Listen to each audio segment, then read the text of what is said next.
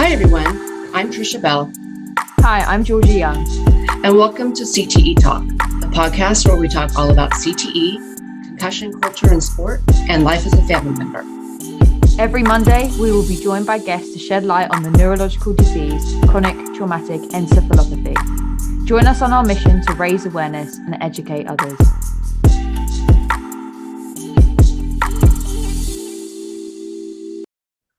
Hi, everyone. Thank you for coming back to CTE Talk. Today, we have a very honored guest, Dr. Daniel Amen. He's going to be talking to us today about psychiatric issues in CTE. He had a study published in 2011 with an NFL study that was very telling and very important. And if you'd like to start with that, Dr. Amen, just tell our listeners a little bit about that. Well, it's such a joy to be with you both. This is such an important podcast and such an important issue. My work with football players, well, I played football. And so when I saw my own scan, I'm a psychiatrist. We look at the brain. We've been doing it for over 30 years. And early in 1991, when I started looking at the brain, I looked at my own brain, and parts of it were not healthy. And I only played high school football. And I love football, but it clearly didn't love me. And as I started looking at the brain of high school players, college players, and then starting in 1999, NFL players, I just saw high levels of damage.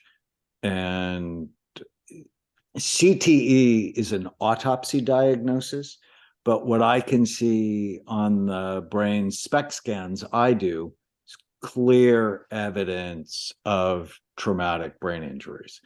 And I saw them.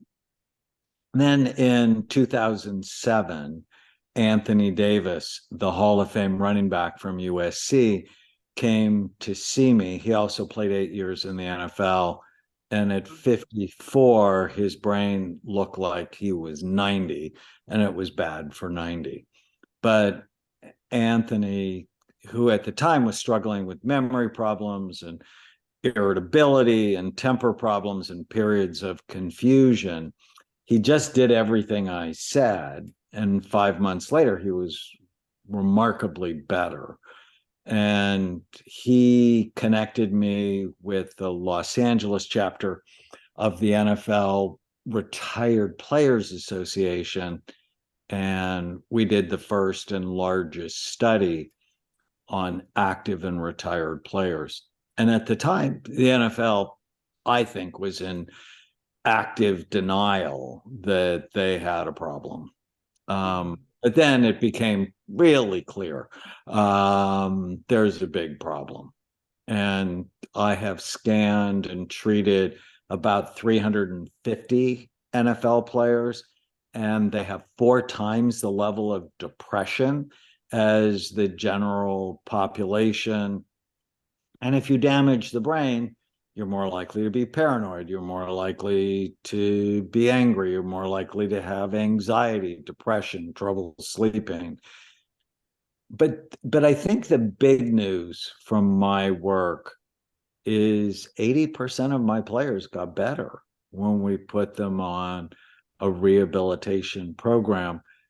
And a lot of people have seen the movie Concussion with Will Smith. I was a consultant on it. But that movie offered no hope. And I think it's time to talk about hope for traumatic brain injury. Absolutely. I agree with that because there is hope out there. There's all kinds of different things. Lion's mane is very important for regenerating neurotransmitters. From what I understand, I've been taking that for a couple of years, and I think that helps. Yeah, I'm a huge fan of lion's mane. I actually make something called smart mushrooms, where, I'm like not a big fan of psilocybin. And, Mhm. but I'm a big fan of cordyceps and reishi and lion's mane mushrooms. Yeah, they're very important.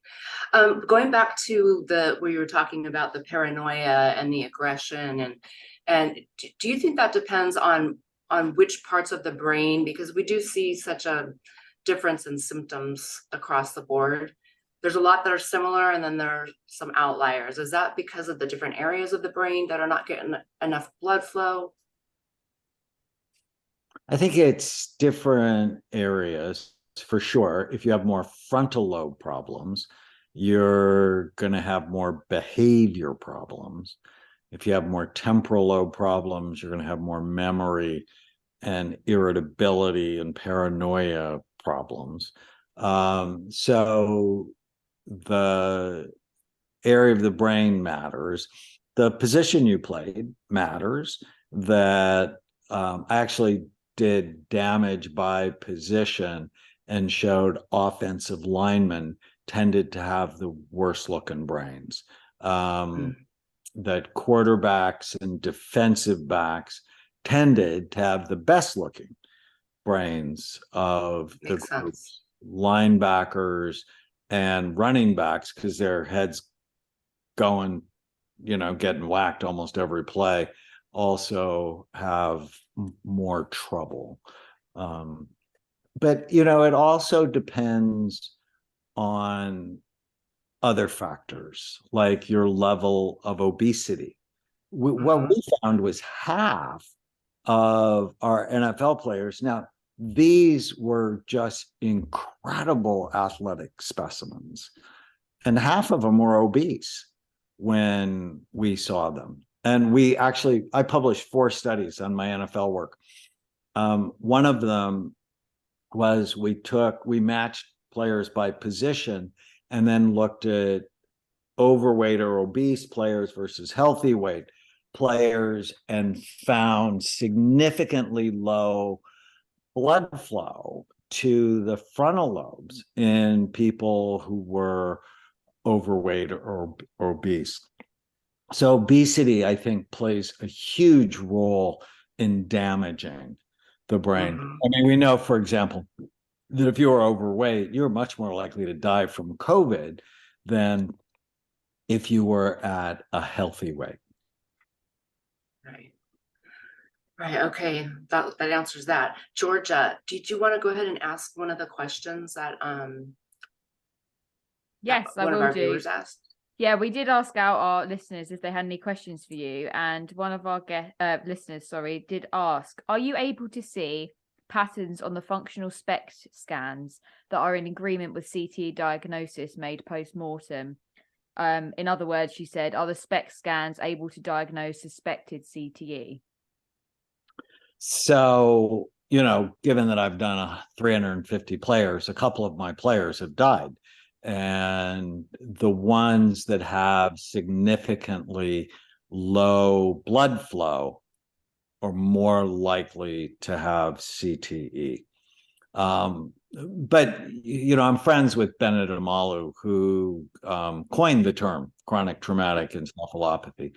And he's a neuropathologist, and I adore him.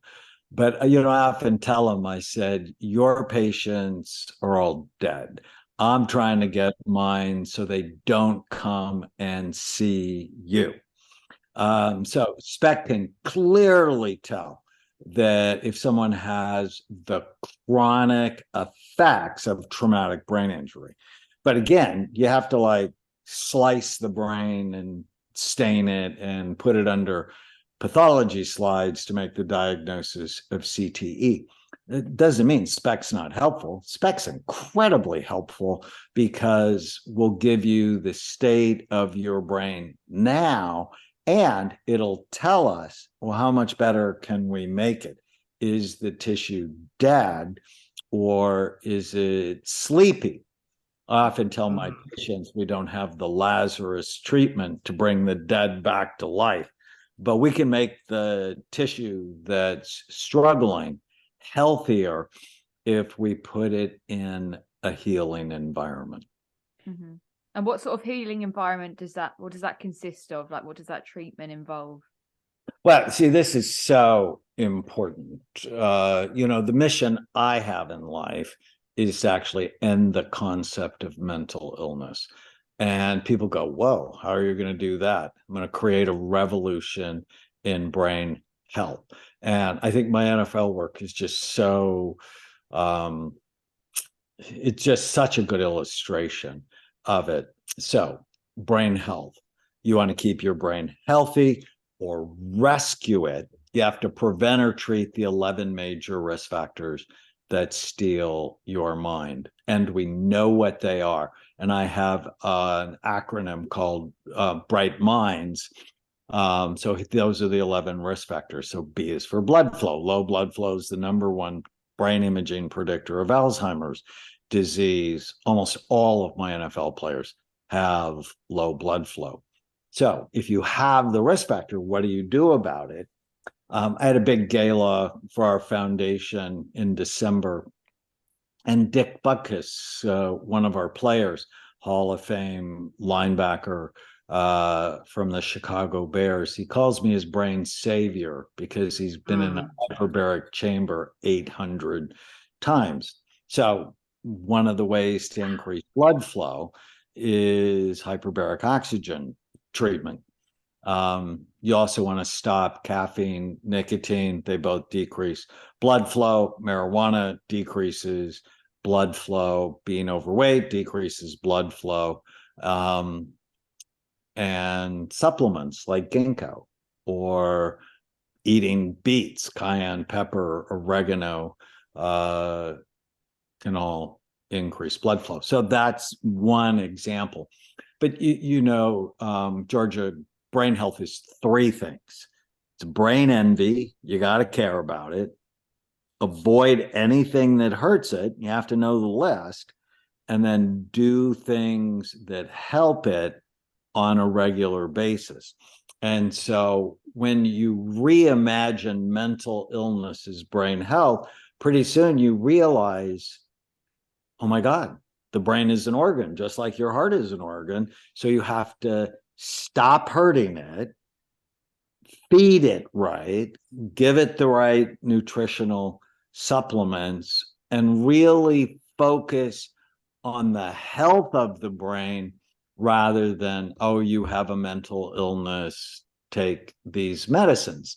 And I'm not opposed to medicine, but it's not the paradigm I work on. The paradigm is brain health. How do I get the physical functioning of your brain to be healthy? The N in Bright Minds is neurohormone disorders. And what we find in almost all of our NFL players, they have low testosterone level. It's like, how can this huge person have low testosterone levels? Well, when you hit the brain repeatedly, it damages the pituitary gland and people end up with significantly low testosterone. So then they're more depressed. They have low libido. Their memories not as good. And so addressing each of these 11 risk factors becomes absolutely critical. I wrote a book called The End of Mental Illness. And in the head trauma chapter, I talk about my NFL work and how exciting it is to reverse brain damage. Yeah, it's so interesting. It's so nice to hear this perspective. What is your, I was going to ask, obviously you've looked at a lot of people and seen a lot of people. I just wondered what your conversion rate almost is of individuals who come in and see you and let's say they're suffering from all of these symptoms and you put them on the treatment. I just wondered how many of them are able to either recover parts of their brain or improve the symptoms that they originally come in to see you about. So I published, in general, people come to see us. I now have 11 clinics. On average, they're complicated. They have 4.2 diagnoses. They have failed 3.3 providers and 6 medicines. So I see a treatment-resistant group But at the end of 6 months, 84% of our patients are better if we treat them. And that's actually very similar to my published data on our NFL work. 80% of our players got improvement when we put them on a rehabilitation program.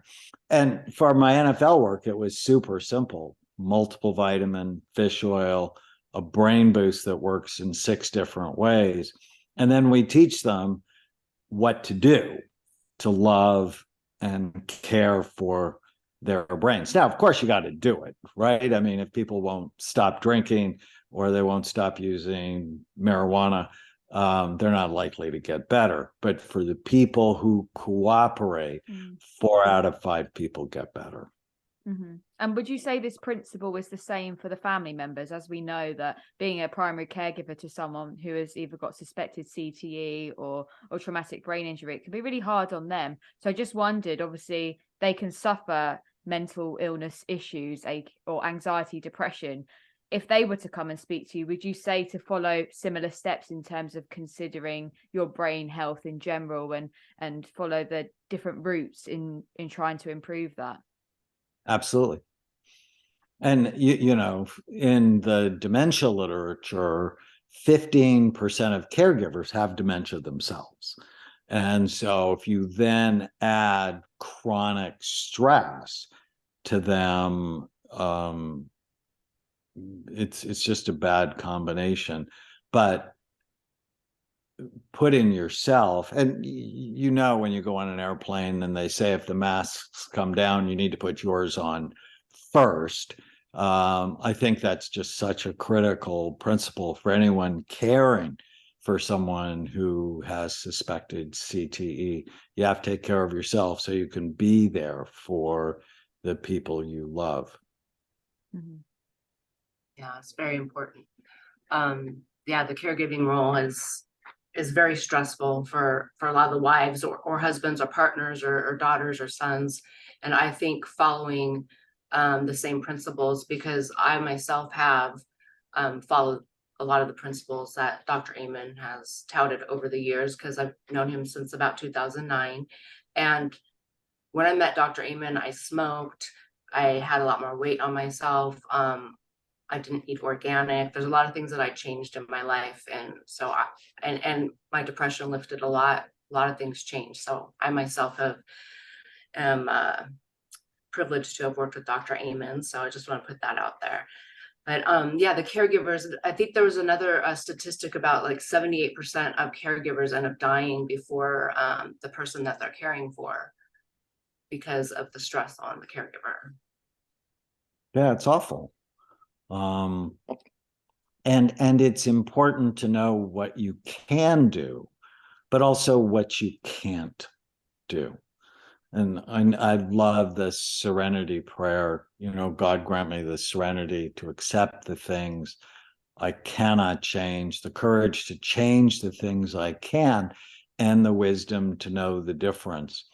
And, you know, during the pandemic, I prayed that every day. But when you're in a situation where you're caring with someone who has potential CTE or dementia, there are only so many things you can do, and do them. Like if they could get a scan, that would be great. If they could get hyperbaric oxygen, that'd be awesome. But ultimately they have to cooperate in order for you to be able to make a difference. And the sooner you intervene, the better. Because a lot of times, you know, some of the people I saw, I mean, they were already demented. And many of them showed improvement. But, you know, the earlier you do it, that's why I think, and I remember writing a lecture in 2011. And if I was Roger Goodell, what would I do? And the first thing I would do is admit I had a problem. And I think now the NFL has admitted they have a problem. And then I'd start rehabilitation in Pop Warner. I'd be teaching children about brain health. and I'd be putting hyperbaric chambers in high schools for anybody who played a contact sport. So not just football, but also soccer and hockey. And I would continue that throughout a person's playing days so that when they stop playing, their brains are in better shape. And there's just no question that football is a brain damaging sport. I mean, anybody who thinks it doesn't, given all the research, is just not thinking. And if it, but it doesn't mean football is going to go away. It's not. But being a firefighter is a brain damaging sport, and there's a high incidence of CTE because of the toxic exposure, head trauma, and the emotional trauma that goes along with being a firefighter. Many first responders have a high level of brain trouble. And so, our first study was with the NFL, and, that gets a lot of publicity and it's sexy and it's fun. But, in retrospect, I might have gone after firefighters because they are truly the heroes in our society. Oh, absolutely. I had no idea. I wouldn't have thought about the toxic exposure and all that. Wow. What are some of the other top professions that you've seen that have had bad scans? If you've done so many. Police officers, very common. And many of the firefighters and police officers were football players.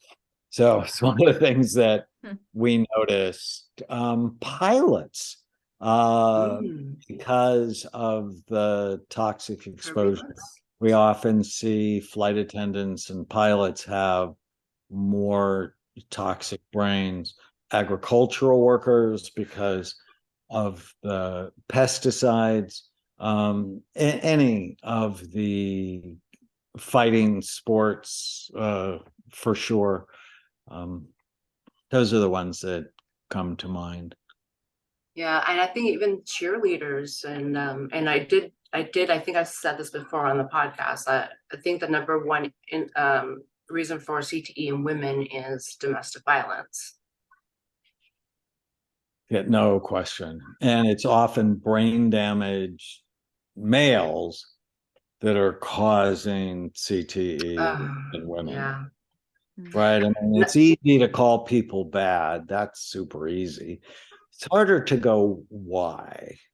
And so if you have someone who has brain damage because they played football in high school or college or in the pros, their impulse control is poor. And I was in the Army for 10 years. I was an Army psychiatrist, and I was head of the domestic violence branch where I was stationed.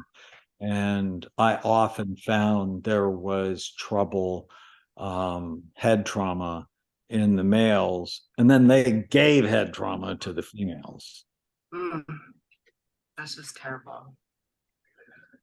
Wow. Georgia, do you have any follow-up questions? As I know Dr. Amon's given us a few more minutes here. I haven't got any more that were sent in. Have you got any more on your list? Yes, I do. Gosh, I could say so many things. Okay. This one says, has CTE been seen in patients that later may develop Alzheimer's disease? Well, I would say CTE is one of the causes of Alzheimer's disease. Okay. That Alzheimer's is clearly not one thing, and head trauma, which is the H in Bright Minds, is a major cause of dementia that few people know about. Right.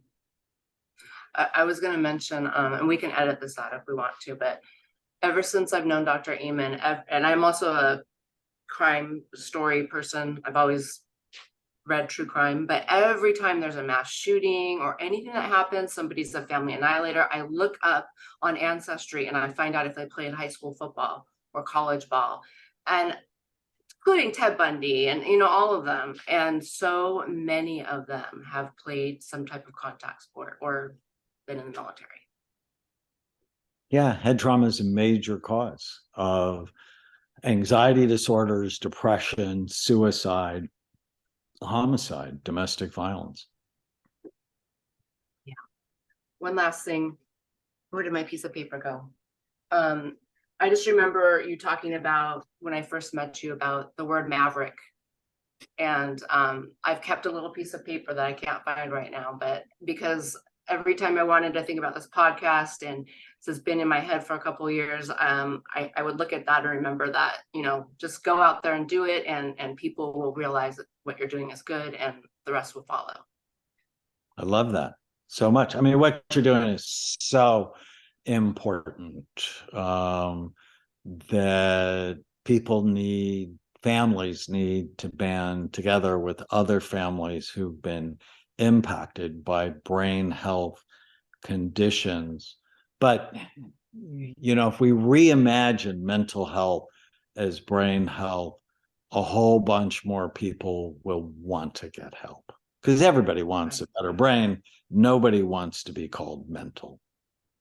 Right. I think my so important. yeah, so important. I think one of my final questions is, you mentioned at the start how we only really hear the bad stories, and a lot of people are searching, or in these positions are searching for hope. So what would you say to someone who currently hasn't got much hope in whether they're a family member or someone suffering with symptoms of suspected CTE? Well, 80% of our players get better if they will engage in a brain health program. And I just think there's always hope if you see what's going on and you act. And ultimately, it's this one little question you ask yourself every day: is what I'm doing today good for my brain or bad for it? Whatever I'm doing today, is it good for my brain or bad for it? And if you can just answer that with information and love of yourself, love of your family, you're just going to start making better decisions. And that all by itself will have a positive impact on your brain. Wonderful. That's great. Wow. Well, thank you, Dr. Amen. Thank you so much for being on our podcast today. Wow, Trisha, so great to see you again. Georgia, what a pleasure to meet you. You guys are doing good work. Lovely to meet Thank you. Thank you, Okay. Dr. Amen. you. I'll talk to you later. Bye-bye. Thank you so much for joining us today. It was so insightful to listen to your perspective and all about your work and research. And I think a lot of our listeners, if not all, will appreciate how you spoke about hope. And I think everyone always needs to hold on to a little bit of hope, especially in these sorts of situations. So thank you so much. And it's been great talking to you. That is the end of today's episode, everyone. We hope you enjoyed it, and we will see you next week, 8 o'clock, for the next episode of CTE Talk. Hope everyone has a great week, and we will see you then. Bye.